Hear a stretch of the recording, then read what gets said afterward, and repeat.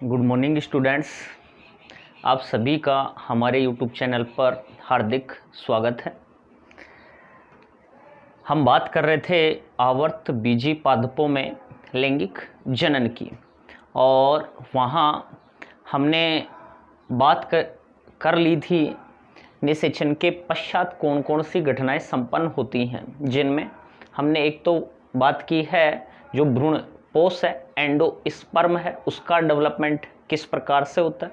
उसके बाद में आता है कि जो एम्ब्रियो है, भ्रूण है, उसका जो डेवलपमेंट है, भ्रूण का जो विकास है वो किस प्रकार से होता है। पिछले वीडियो में हमने बात की जो द्विबीजपत्री जो भ्रूण है उनका विकास किस प्रकार से होता है। आज अपना वीडियो जो है वो है एक बीजपत्री भ्रूण का परिवर्धन, जो मोनोकोट एम्ब्रियो है, इस मोनोकोट एम्ब्रियो का जो डेवलपमेंट है वो किस प्रकार से होता है। तो ध्यान दीजिए, हमने बात की थी कि आवर्त बीजी जो पादप थे उनमें निषेचन की क्रिया संपन्न हो गई थी, जहां हमने पढ़ा था कि जो बीजांड द्वारीय सिरा था, उधर जो अंड कोशिका होती है, उस अंड कोशिका के साथ एक नर युग्मक ने क्या किया था, संलयन, और संलयन के दौरान उसने क्या बना लिया था, युग्मनज का क्या किया था, निर्माण, जाइगोट का क्या किया था, निर्माण। और जो युग्मनज है वो युग्मनज ही क्या बना रहा है, भ्रूण का क्या कर रहा है, निर्माण कर रहा है। और जो भ्रूण का परिवर्धन होता है वो भ्रूण पोष के एंडोस्पर्म जो बनता है उसके बाद में होता है, ताकि परिवर्धित होते हुए भ्रूण को क्या मिल सके, पोषण मिल सके। इसलिए हमने सबसे पहले बात की जो भ्रूण पोष है उसका डेवलपमेंट कैसे होगा। आज हम बात करेंगे भ्रूण के परिवर्धन की, जो हम पढ़ेंगे केवल और केवल मोनोकोट में एक बीजपत्री जो भ्रूण है उसका परिवर्धन कैसे होता है। तो ध्यान दीजिए डियर स्टूडेंट्स, यहाँ हमने बात की थी, जैसे ये आपके सामने चित्र बना हुआ है, यहाँ ये एक बीजपत्री एम्ब्रियो को दर्शा रहा है। इस एक बीजपत्री एम्ब्रियो में कौन कौन सी संरचनाएं हैं और कौन सी संरचना क्या कार्य कर रही है, इस संरचना का निर्माण किससे हुआ है, वो सारा अपन आज पढ़ने वाले हैं। और ये जो एम्ब्रियो है, ये जो भ्रूण है, ये भ्रूण किस प्रकार से डेवलप्ड हुआ है, किस प्रकार से इस भ्रूण का क्या हुआ है, निर्माण हुआ है, तो ये आज हम बात करने वाले हैं। तो सबसे पहले तो यहाँ हम बात करें, ये हमारे पास क्या है, जाइगोट है, जाइगोट है, युग्मनज है, और युग्मनज निषेचन के दौरान बना है, इसलिए जो युग्मनज है वह कैसा है, द्विगुणित है। अब सबसे पहले होगा क्या, ये जो युग्मनज है, इस युग्मनज जो है ये विश्राम अवस्था में चला जाता है, और उसके बाद ये अपने आकार आकृति को क्या करता है, बढ़ाता है, और इस दौरान ये अपने चारों तरफ एक पतले लेयर का या पतली झिल्ली का क्या कर लेता है, निर्माण कर लेता है। ये इसने एक पतला क्या बना लिया, लेयर बना लिया, पतली क्या बना ली, झिल्ली बना ली। अब ये जो युग्मनज है, ये युग्मनज क्या कहलाएगा, ऊ-स्पोर कहलाएगा। क्या कहलाएगा, ऊ-स्पोर कहलाएगा। अब इस ऊ-स्पोर में सबसे पहले अनुप्रस्थ विभाजन होंगे, ट्रांसवर्स डिवीजन होंगे।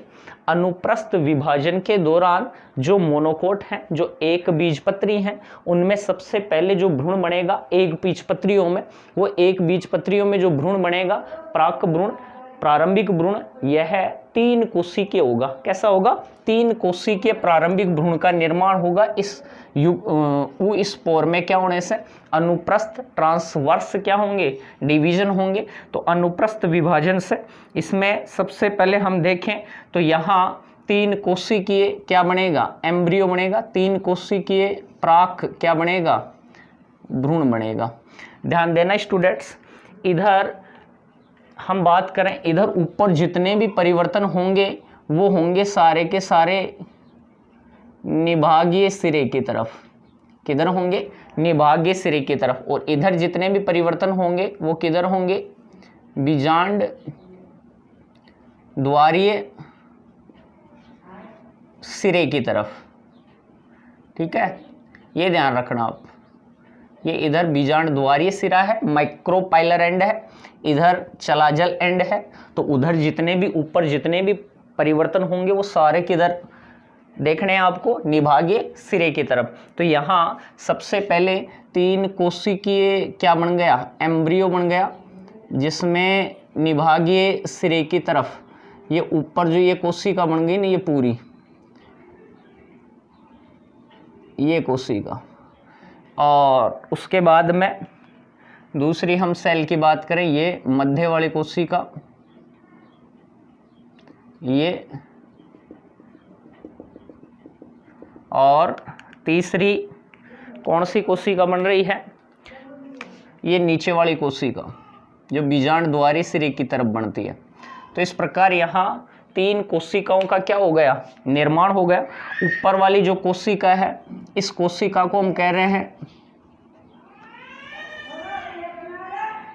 टर्मिनल, क्या कह रहे हैं, सेल कह रहे हैं। इस ऊपर वाली कोशिका को हम टर्मिनल सेल कह रहे हैं, और बीच वाली जो कोशिका है, इस मध्य वाली कोशिका को हम कह रहे हैं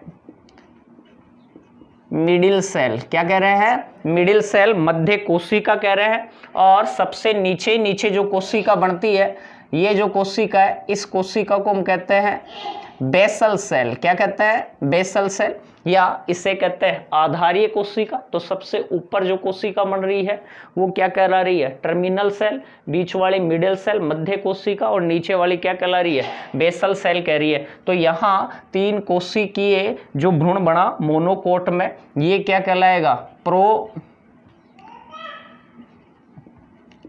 एम्ब्रियो। क्या कहलाएगा, प्रो एम्ब्रियो। जबकि हमने जो द्विबीजपत्री थे, उन द्विबीजपत्री में पढ़ा था कि जो प्रारंभिक भ्रूण है वो एक द्विकोशिकीय संरचना होती है। कैसी संरचना होती है, द्विकोशिकीय संरचना होती है, जिसमें एक एपिकल सेल बनती है और एक क्या बनती है, बेसल क्या बनती है, सेल बनती है, आधारीय क्या बनती है, कोशिका बनती है। तो यहाँ ये जो 3 कोशिकीय जो एम्ब्रियो है, प्रो एम्ब्रियो, वो कैसे बना। तो एक चीज तो ये ध्यान रखना, द्विबीजपत्रियों में जो प्रो एम्ब्रियो होगा वो प्रारंभ में कैसा है, द्विकोशिकीय, जबकि एक बीजपत्रियों में जो प्रो एम्ब्रियो है वो एक 3 कोशिकीय क्या है, संरचना है। यहाँ हम देखें ये जो 3 कोशिकीय जो स्ट्रक्चर है, 3 कोशिकीय जो संरचना है वो किस प्रकार से बनी। तो सबसे पहले यहाँ युग्मनज है, इस युग्मनज में पहला अनुप्रस्थ विभाजन होगा, पहला ट्रांसवर्स डिवीजन होगा, और पहले ट्रांसवर्स डिवीजन के दौरान निभागीय जो सिरा है, ये ऊपर इस निभागीय सिरे की तरफ जो कोशिका बनेगी, एपिकल क्या कहलाएगी, सेल, और नीचे वाली जो कोशिका बनेगी वो क्या कहलाएगी, बेसल क्या कहलाएगी, सेल कहलाएगी। यहाँ हम बात करें जो एपिकल सेल है उसकी, तो जो एपिकल सेल है उसमें विभाजन होगा, और एपिकल जो कोशिका है वो विभाजन करेगी, और एपिकल कोशिका विभाजन करके आगे जो बेसल सेल है, ये बेसल सेल, बेसल कोशिका कोई विभाजन नहीं करेगी, लेकिन जो एपिकल सेल है, इस एपिकल कोशिका में क्या होगा, विभाजन होगा, और एपिकल जो सेल है ये विभाजन करके 2 नई कोशिकाओं का क्या करती है, निर्माण करती है। और इसी के दौरान ऊपर जो कोशिका है वो क्या कहलाएगी, टर्मिनल सेल, नीचे वाले क्या कहलाएगी, मिडल सेल, और सबसे नीचे नीचे कौन सी कोशिका बढ़ेगी, बेसल सेल। तो इस प्रकार से 3 कोशिकीय प्राक भ्रूण का क्या होता है, निर्माण होता है। क्लियर, ठीक है। नेक्स्ट हम बात करें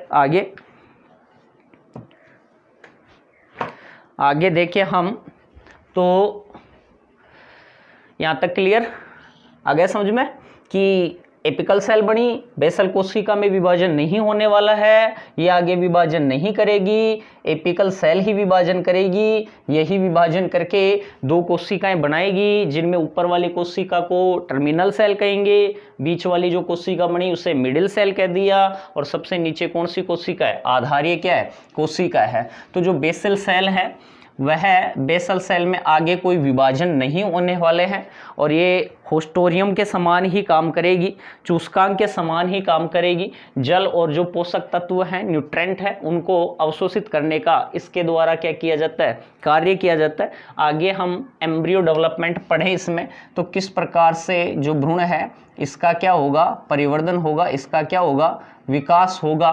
तो ध्यान दीजिए स्टूडेंट्स, जो टर्मिनल कोशिका है, जो मिडिल कोशिका है, तो जो टर्मिनल सेल है, इस टर्मिनल सेल से किसका निर्माण होता है? तो जो टर्मिनल सेल है, ये टर्मिनल सेल विभाजन करके एक बीजपत्री जो है उनके बीज पत्र का क्या करती है? निर्माण करती है। कोटिलेडन का क्या करती है? निर्माण करती है।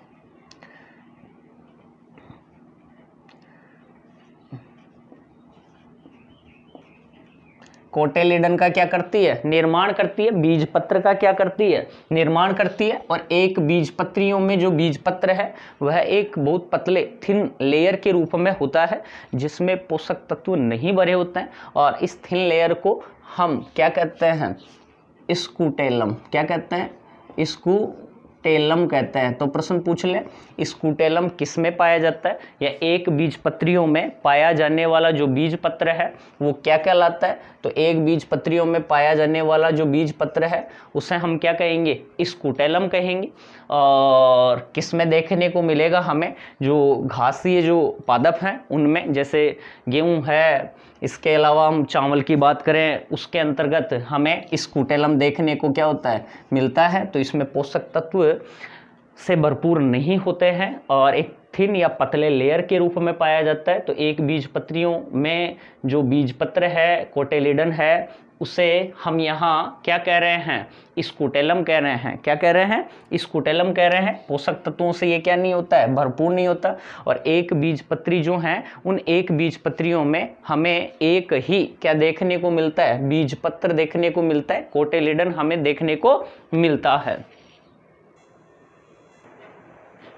आगे हम देखें तो जो अपनी मिडिल कोशिका है, मध्य जो कोशिका है, उस मिडिल सेल की बात करें तो जो मिडिल सेल है उसके द्वारा किस किस का निर्माण होता है इस एम्ब्रियो में? तो जो मिडिल सेल है अपनी, वो जो मध्य कोशिका है, इस मध्य कोशिका के द्वारा हम देखें यहाँ तो क्या क्या बनाएगी जो मिडिल सेल है? इस मिडिल सेल के द्वारा निम्न संरचनाओं का निर्माण होता है भ्रूण में। तो सबसे पहले इसमें हम देखें तो एक तो निर्माण होता है किसका? प्रांकुर का। इसके अलावा निर्माण होता है मूलांकुर, प्रांकुर, मूलांकुर। इसके अलावा हम देखें एपीकोटाइल, एपीकोटाइल या इसे कहेंगे अपन बीज पत्रोपरिक, बीज पत्रोपरिक। नेक्स्ट हाइपोकोटाइल, बीज पत्राधार। और सस्पेंसर या जो निलंबक बनता है उसका जो निर्माण है, सब जो संरचनाएं हैं वो किसके द्वारा बनेंगी? मिडिल सेल के द्वारा। किसमें? भ्रूण में। प्रांकुर, प्ल्यूम्यूल, मूलांकुर रेडिकल, एपिकोटाइल और बीजपत्राधार, हाइपोकोटाइल और सस्पेंसर जो निलंबक है उसका जो निर्माण होगा वो भी किसके द्वारा होगा? यहाँ पर मिडिल जो सेल है उसके द्वारा भ्रूण में कौन कौन सी संरचनाएं बन रही हैं? प्रांकुर, मूलांकुर, बीजपत्रोपरिक, बीजपत्राधार और सस्पेंसर। या हम इनके लिए काम में ले सकते हैं कि जो भ्रूणीय अक्ष है उस भ्रूणीय अक्ष पर ही प्रांकुर, मूलांकुर का निर्माण होगा एक बीजपत्रियों में। इनके स्थान पर हम काम में ले सकते हैं कोलियोप्टाइल और कोलियोराइजा, अर्थात जो प्रांकुर हैं वो प्रांकुर चोल कोलियोप्टाइल से ढके होते हैं, मूलांकुर जो हैं वो मूलांकुर चोल कोलियोराइजा से क्या होते हैं? ढके होते हैं। तो कोलियोप्टाइल का, कोलियोराइजा का जो निर्माण होगा वो भी किससे होगा? यहाँ पर मिडिल जो सेल है, मध्य जो कोशिका है, उसी से इनका क्या होने वाला है? निर्माण होने वाला है। बात की हमने एक बीजपत्री जो है, इन एक बीजपत्रियों में हमें एक ही बीजपत्र देखने को मिलता है और वह थिन या पतले लेयर के रूप में होता है। इसलिए उसे हम क्या कह रहे हैं, स्कूटेलम कह रहे हैं। क्या कह रहे हैं, स्कूटेलम। और मिडिल सेल से जो भ्रूण है, इस भ्रूण में इन संरचनाओं का क्या होने वाला है, निर्माण होने वाला है। आगे हम बात करें इनमें आगे विभाजन जो है वो किस प्रकार से होगा और कैसे जो एम्ब्रियो है वो क्या होगा, यहाँ डेवलप्ड होगा, एम्ब्रियो बनने वाला है। तो ध्यान दीजिए, सबसे पहले हमने ऊपर जो कोशिका थी उसकी बात की। ये टर्मिनल सेल है, तो टर्मिनल सेल विभाजन करके एकल परतीय स्तर के रूप में क्या बना लेगी, किसका निर्माण कर लेगी, ये बीज पत्र का क्या कर लेगी, निर्माण कर लेगी। जो मिडिल सेल थी, मध्य जो कोशिका थी, वो विभाजन करके वो भी कोशिकाओं का क्या बना लेती है, समूह बना लेती है। मास ऑफ सेल्स, कोशिकाओं का क्या बनाती है, ये समूह बना लेती है। ये कोशिकाएं, इसकी कोशिकाएं सभी दिशाओं में क्या करती है, विभाजन यहाँ पर दर्शाती हैं। तो बहुत सारी कोशिकाओं का मिडिल कोशिका ने विभाजन करके क्या बना लिया, समूह। और इसी के द्वारा आगे भ्रूणीय अक्ष का क्या होने वाला है, निर्माण होने वाला है। नीचे वाली जो कोशिका की हमने बात की थी, ये जो कोशिका थी, इस कोशिका को हमने कहा था क्या, बेसल सेल, आधारीय क्या कहा था, कोशिका कहा था। अब ये यहाँ हम बात करें जो मिडिल सेल है उसी के द्वारा किसका निर्माण होगा, भ्रूणीय अक्ष का, एम्ब्रियोनिक क्या बनेगा, एक्सिस बढ़ेगा। यहाँ हम सस्पेंसर सेल की बात करें तो इसकी जो कोशिकाएं हैं बाईं तरफ अधिक डिवाइड होंगी, अधिक विभाजित होंगी, इसकी ग्रोथ इधर ज़्यादा होगी। और जो एम्ब्रियो बनेगा उसको ये थोड़ा सा बाहर की तरफ क्या कर देती है, धकेल देती है। आगे हम देखें कैसे इनमें डिवाइडेशन होगा और किस प्रकार से और जो संरचनाएं हैं उनका क्या होगा, निर्माण होने वाला है। तो हमने यहाँ बात की कि ये आधारीय क्या है, कोशिका है। आधारीय क्या है, कोशिका है, जो आगे विभाजन नहीं कर रही है। ये सस्पेंसर के साथ ही जुड़ेगी और सस्पेंसर का क्या करेगी, निर्माण करेगी। यहाँ हम देखें किसकी बात करें, जो मिडिल सेल थी, इस मिडिल सेल से ही पूरा का पूरा क्या बनने वाला है, एम्ब्रियोनिक एक्सिस बनने वाला है। भ्रूणीय क्या बनने वाला है, एक्सिस का क्या होने वाला है, निर्माण होने वाला है। किसके द्वारा, मध्य कोशिका के द्वारा। मध्य कोशिका की कुछ कोशिकाएं यहाँ जो रेड कलर की दिख रही हैं, ये जो कोशिकाएं हैं ये इधर की तरफ ग्रोथ करेंगी, विभाजन करेंगी। और कुछ कोशिकाएं किसका निर्माण करेंगी, सस्पेंसर। सस्पेंसर क्या बना रही है, ये सस्पेंसर क्या है, सेल है। तो हमने अभी बात की जो निलंबक है वो किससे बनता है, मिडिल जो कोशिका है उसी से निलंबक का क्या होता है, निर्माण।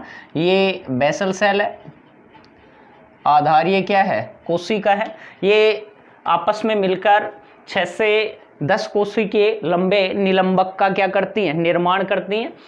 और ये होस्टोरियम के समान यहाँ कार्य कर रही है बेसल सेल। तो निलंबक का क्या कर लिया, निर्माण कर लिया। बाद में ये जो कोशिकाएं होंगी, जैसे जैसे एम्ब्रियो डेवलप्ड होगा ये कोशिकाएं क्या हो जाती हैं, नष्ट हो जाती हैं। जबकि द्विबीजपत्री जो थे उनमें निलंबक का अधिक रोल होता है। यहाँ निलंबक का हमें कोई रोल देखने को नहीं मिलता है इतना।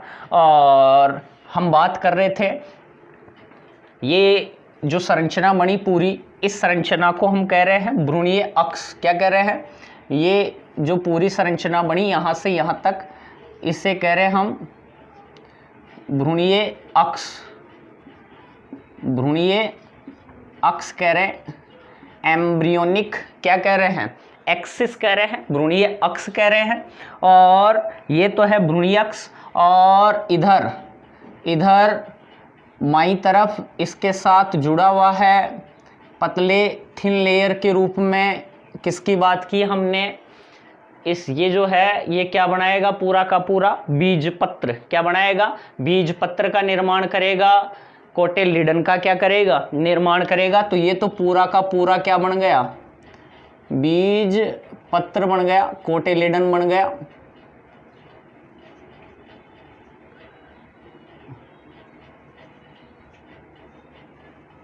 कोटिलिडन क्या हो गया, तैयार हो गया। कोटिलिडन का क्या हो गया, निर्माण हो गया। किसके द्वारा, यहाँ सस्पेंसर सेल के द्वारा जो थिन लेयर के रूप में है और बाईं तरफ उपस्थित है। और ये किसके साथ जुड़ा हुआ है? एम्ब्रियोनिक एक्सिस के साथ जुड़ा हुआ है। भ्रूणीय किसके साथ जुड़ा हुआ है?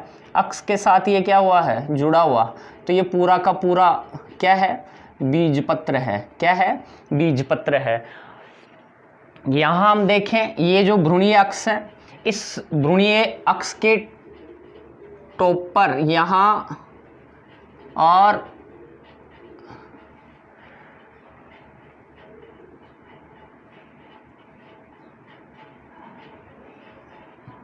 यहाँ हम देखें तो ये पॉइंट बना है रेड कलर के। इनमें से ये जो है इसे हम कहते हैं प्लूम्यूल या प्रांकुर। क्या कहेंगे? प्लूम्यूल या क्या कहेंगे? प्रांकुर कहेंगे। और यहाँ क्या उपस्थित है? मूलांकुर या क्या है? रेडिकल उपस्थित है। क्या उपस्थित है? मूलांकुर या रेडिकल उपस्थित है। अभी बात की थी मिडिल सेल से ही प्रांकुर और मूलांकुर का क्या होता है? निर्माण होता है। यहाँ जो मूलांकुर है इसके ऊपर क्या पाई जाती है? Root cap. क्या पाई जाती है? रूट कैप, मूल गोप पाया जाता है। और यहाँ हम देखें तो जो प्रांकुर है यह एक सुरक्षात्मक आवरण के द्वारा ढका हुआ है और जो मूलांकुर है वह भी एक सुरक्षात्मक आवरण के द्वारा ढका हुआ है। और इसे हम कहेंगे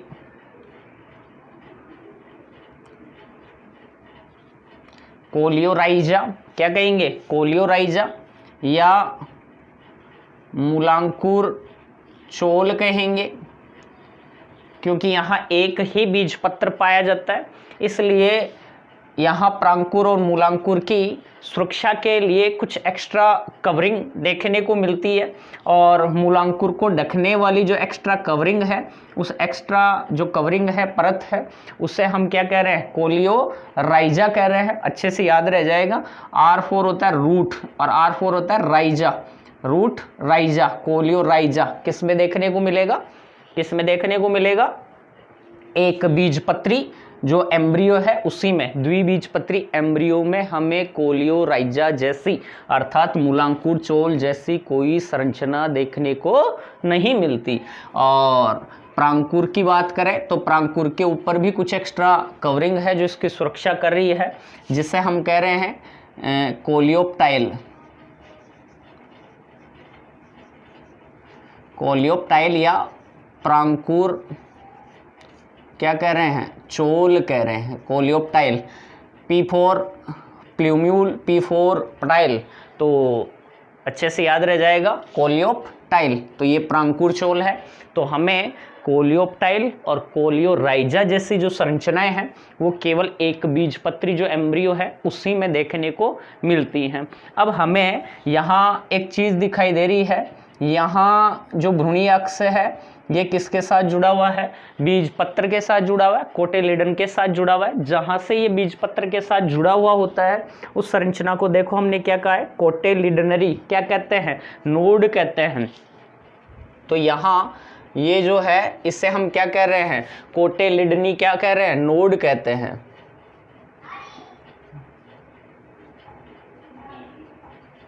कोटिलिडनरी क्या कह रहे हैं? नोड कह रहे हैं। और कोटिलिडनरी जो नोड है, इस नोड के ऊपर का ये जो पूरा भाग है ना, ये पूरा भाग तो कहलाता है एपीब्लास्ट। और कोटिलिडनरी नोड के नीचे का ये जो पूरा भाग है भ्रूणीय अक्ष का, तो हम कह सकते हैं एपीब्लास्ट किसे कहेंगे? बीज पत्रोपरिक किसे कहेंगे? भ्रूणीय अक्ष का कोटिलिडनरी नोड से ऊपर का भाग क्या कहलाएगा? एपीब्लास्ट, जिसके शीर्ष पर क्या उपस्थित है? प्रांकुर उपस्थित है, प्रांकुर प्रेजेंट है। नेक्स्ट नीचे की हम बात करें, कोटिलिडनरी नोड के नीचे का जो भाग है, कोटिलिडनरी नोड के नीचे जो हमें दिखाई दे रहा है, इस भाग को कह रहे हैं हाइपोब्लास्ट कह रहे हैं। या अधोबीजपत्रोपरिक कह रहे हैं। अधोबीजपत्रोपरिक के शीर्ष पर कौन है? मूलांकुर। तो मूलांकुर पर एक टोपी समान संरचना क्या कहलाती है? Root cap. तो यहाँ हम देखें रूट कैप हमें मूल गोप हमें एक बीजपत्री में भी दिखाई देती है तो द्विबीजपत्री में। तो रूट कैप तो एक बीजपत्री द्विबीजपत्री दोनों में पाई जाती है। यहाँ रूट कैप का क्या फंक्शन है सोचो, पीछे बताया था मैंने। देखो जो जड़ें हैं ना, यहाँ हम बात कर रहे हैं रूट कैप की। तो जो रूट कैप है उसका क्या कार्य है? तो जो रूट कैप है वो क्या काम करेगी? रूट कैप क्या करती है? जब मिट्टी को चीरते हुए जड़ें अंदर क्या करती हैं? प्रवेश करती हैं। तो जो शीर्ष भाग है मूलांकुर, जो कोमल भाग है, उसकी क्या करना? मिट्टी के घर्षण से मूल जो गोप है रूट कैप है वो क्या करती है? सुरक्षा करने का क्या करती है? कार्य करती है। हमने बात की एक बीजपत्री जो भ्रूण है उनमें जो बीजपत्र है उसमें भोजन संचित नहीं है और ये थिन या पतले लेयर के रूप में है। और इस पतले लेयर को ही हम क्या कह रहे हैं? स्कूटेलम कह रहे हैं। तो एक बीजपत्रियों में जो बीजपत्र है कोटेलिडन है उसे हमने क्या कहा? स्कूटेलम कहा। ध्यान दो स्टूडेंट, आगे का जो विकास है, आगे का जो डेवलपमेंट है वो कैसे होगा, किस प्रकार से होगा? तो यहाँ तक कंप्लीट, कोई डाउट?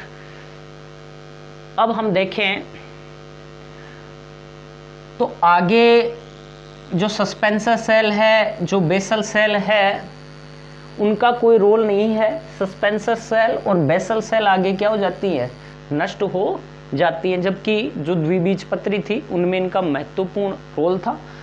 तो जो गोलाकार भ्रूण बनता है, ग्लोब्यूलर जो भ्रूण बनता है, ग्लोब्यूलर जो एम्ब्रियो बनता है, वहाँ तक का तो एक बीजपत्री का और द्विबीजपत्री का जो डेवलपमेंट है वो समान प्रकार का होता है। ठीक है, तो अब ये तो क्या हो जाएंगी? डिजनरेट हो जाएंगी, ये नष्ट हो जाएंगी, बेसल सेल और सस्पेंसर सेल। अब हमें बात करनी है इनकी, ये आगे क्या करते हैं? वृद्धि करते हैं। तो ये तो हम बात कर रहे हैं, ये तो है अपना एम्ब्रियोनल क्या एक्सिस है, एम्ब्रियोनल क्या है? एक्सिस है। और एम्ब्रियोनल जो एक्सिस है ये पूरा का पूरा, इसको कह रहे हैं हम भ्रूणीय अक्ष कह रहे हैं। एम्ब्रियोनल क्या कह रहे हैं? एक्सिस कह रहे हैं। और एम्ब्रियोनल जो एक्सिस है उसी के साथ भ्रूणीय अक्ष के साथ ही कौन यहाँ जुड़ा हुआ है? जो बीजपत्र है, जो स्कूटेलम है, वो यहाँ इसके साथ क्या हुआ है? जुड़ा हुआ है। जहाँ से जुड़ा हुआ था उसे हमने क्या कहा स्टूडेंट?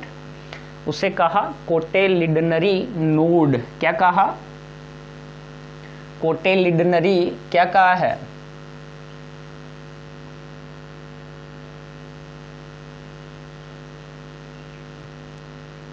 क्या कहा है? कोटेलिडनरी क्या कहा है?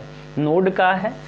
कोटेलिडनरी नोड के ऊपर भ्रूणीय अक्ष का जो भाग है ये पूरा का पूरा, कोटेलिडनरी नोड के ऊपर भ्रूणीय अक्ष का जो भाग है ये पूरा, इसे कहा एपी कोटाइल बीजपत्रोपरिक। और भ्रूणीय अक्ष का कोटेलिडनरी नोड से नीचे का जो भाग है उसे कहा हमने हाइपोकोटाइल। ये है बीजपत्रोपरिक, ये है बीजपत्राधार, बीजपत्रोपरिक, और ये है बीजपत्राधार। अब जो एपिकोटाइल है उसके शीर्ष पर यहाँ हम देखें तो ये क्या उपस्थित है? प्रांकुर प्ल्यूम्यूल। क्या उपस्थित है? प्ल्यूम्यूल उपस्थित है। और हाइपोकोटाइल के शीर्ष पर क्या उपस्थित है? हाइपोकोटाइल के शीर्ष पर मतलब हाइपोकोटाइल से नीचे यहाँ क्या उपस्थित है? मूलांकुर, या इससे हम कहेंगे रेडिकल।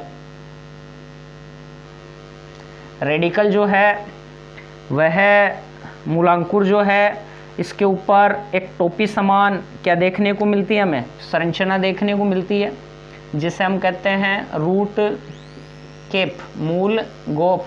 रूट कैप की हमने बात कर ली।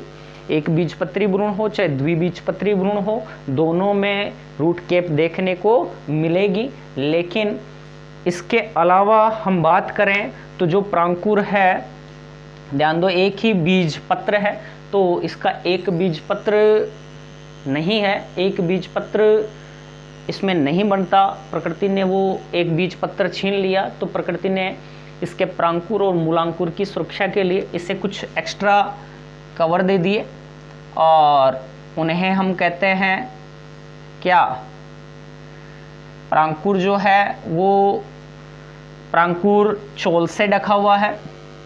एक्स्ट्रा कवरिंग जो है वो कहलाएगी प्रांकुर चोल। क्या कहलाएगी? प्रांकुर चोल कहलाएगी, कोलियोप्टाइल कहलाएगी। और जो मूलांकुर है, इसके ऊपर जो एक्स्ट्रा कवरिंग है, इसे कहते हैं मूलांकुर चोल। क्या कहेंगे? मूलांकुर चोल, कोलियोराइजा। तो मेनली एक बीजपत्री और द्विबीजपत्री भ्रूण में ये महत्वपूर्ण अंतर है कि प्रांकुर चोल और मूलांकुर चोल केवल एक बीजपत्री जो भ्रूण है, एम्ब्रियो है, उसी में हमें देखने को मिलने वाले हैं। द्विबीजपत्री भ्रूण में हमें प्रांकुर और मूलांकुर चोल देखने को नहीं मिलने वाले हैं। अब इसी से पूरा का पूरा ये जो डेवलप्ड एम्ब्रियो है, परिपक्व जो एम्ब्रियो है, इसका क्या होने वाला है? निर्माण होने वाला है। तो यही आगे परिपक्व किस में चेंज हो गया? एम्ब्रियो में चेंज हो गया। अब देखो इस परिपक्व एम्ब्रियो की स्ट्रक्चर देखो, आपके एनसीईआरटी में यही डायग्राम होता है। कभी कभी इस डायग्राम को देखकर आपको लेबलिंग पूछ ली जाती है, इसमें से किसी भी दो भागों के नामांकन आपको पूछ लिए जाते हैं, तो अच्छे से आपको ये पता होना चाहिए।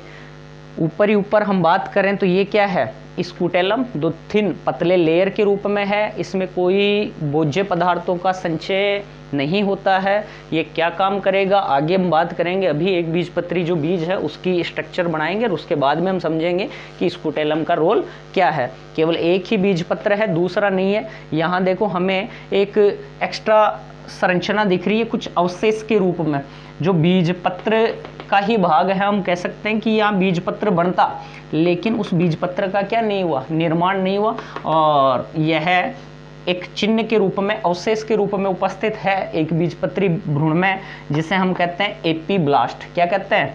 एपीब्लास्ट। तो एपीब्लास्ट क्या है? यहाँ जो बीजपत्र है उसी का अवशेष है। इससे यहाँ बीजपत्र बनता, लेकिन एक बीजपत्रियों में केवल एक ही बीजपत्र बनता है, दूसरा बीजपत्र यहाँ डेवलप नहीं हो रहा। तो एपीब्लास्ट इसको दर्शा रहा है। इसके अलावा बात करें प्रांकुर किसकी? चोल की, कोलियोप्टाइल की, तो ये पूरा कोलियोप्टाइल है। और इसके अलावा हम देखें ये प्ल्यूम्यूल है, सूट एपेक्स का ही भाग है, और जिससे प्ररोह का क्या होगा? निर्माण होगा। और मूलांकुर की बात करें, नीचे यहाँ मूलांकुर है और रेडिकल है, इससे मूल तंत्र का क्या होगा? निर्माण होगा। जड़ों का क्या होगा? निर्माण होगा। जो मूल है वो रूट कैप से ढकी हुई है। एक्स्ट्रा कवरिंग हमें देखने को मिल रही है यहाँ किसके अंदर? जो मूलांकुर है वो एक्स्ट्रा कवरिंग से ढका हुआ है, जिससे हम कोलियो क्या कह रहे हैं? राइजा। मूल क्या कह रहे हैं? इसे कह रहे हैं हम मूलांकुर चोल कह रहे हैं। और प्रांकुर चोल जो प्ल्यूम्यूल को ढके हुए है। एपीब्लास्ट समझ में आ गया। इसके अलावा ये कोटिलिडनरी नोड से ऊपर का ये पूरा भाग है, इसे हमने क्या कहा? एपिकोटाइल। और नीचे वाला जो ये पूरा भाग है, इसे हमने क्या कहा? हाइपोकोटाइल कहा। क्लियर यहाँ तक? डियर स्टूडेंट्स, ये कंप्लीट एक बीजपत्री जो भ्रूण है उसकी स्ट्रक्चर जो है हमें कैसी देखने को मिलती है। अब हम समझें कि जो स्कूटेलम है उसका रोल क्या है, स्कूटेलम जो है उसका क्या कार्य है। तो ये जैसे हम बात करें, ये बीज है, सीड है किसका? मक्का का। किसका? मक्का का। ये क्या है? बीज है। यहाँ मध्य में एक एपिथेलियल क्या बन जाएगी? लेयर बन जाएगी। और एपिथेलियल लेयर बनने के कारण ये जो है दो भागों में क्या हो जाता है? चेंज हो जाता है, दो भागों में बदल जाता है। दो भागों में क्या हो गया? ये बदल गया। एपिथेलियल लेयर बन गई पतली, इसके कारण ये जो बीज है ये दो भागों में क्या हो गया? चेंज हो गया। ऊपर वाला जो ये पूरा का पूरा भाग है, ये पूरा भाग क्या किसको दर्शाएगा? एंडोस्पर्म को दर्शाएगा। किसको दर्शाएगा? एंडोस्पर्म अर्थात भ्रूण पोष को दर्शाएगा, जिसमें पोषक तत्व भरे हुए हैं, जो डेवलप्ड होते हुए एम्ब्रियो को पोषण प्रदान करने का क्या करेगा? कार्य करेगा। बाहर का जो आवरण है सीड का वो कहलाएगा बीज चोल कहलाएगा, सीड कोट कहलाएगा। अब इसके अंदर की तरफ हम देखें तो यहाँ जो एंडोस्पर्म है इसके बाहर एक प्रोटीन की क्या पाई जाती है? लेयर हमें देखने को मिलती है, प्रोटीन की परत हमें देखने को मिलती है, और इस परत को हम कहते हैं एल्यूरोन परत। क्या कहते हैं? एल्यूरोन परत। क्लियर? तो ये जो है वो है एल्यूरोन परत।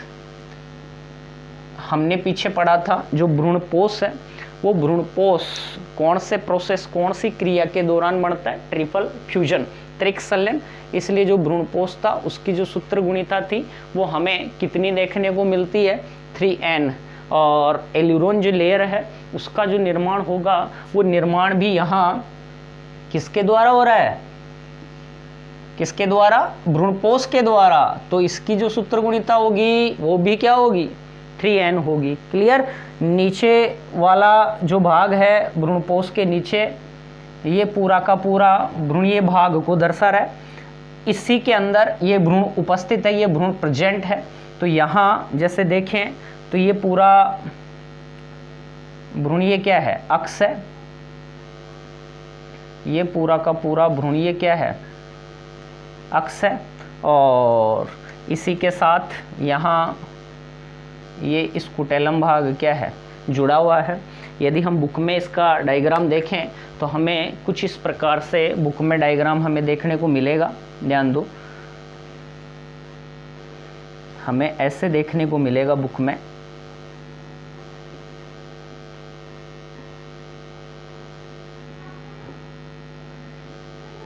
ये इस प्रकार से हमें देखने को मिलेगा, जिसमें ये पूरा का पूरा भ्रूणीय क्या है? अक्ष है।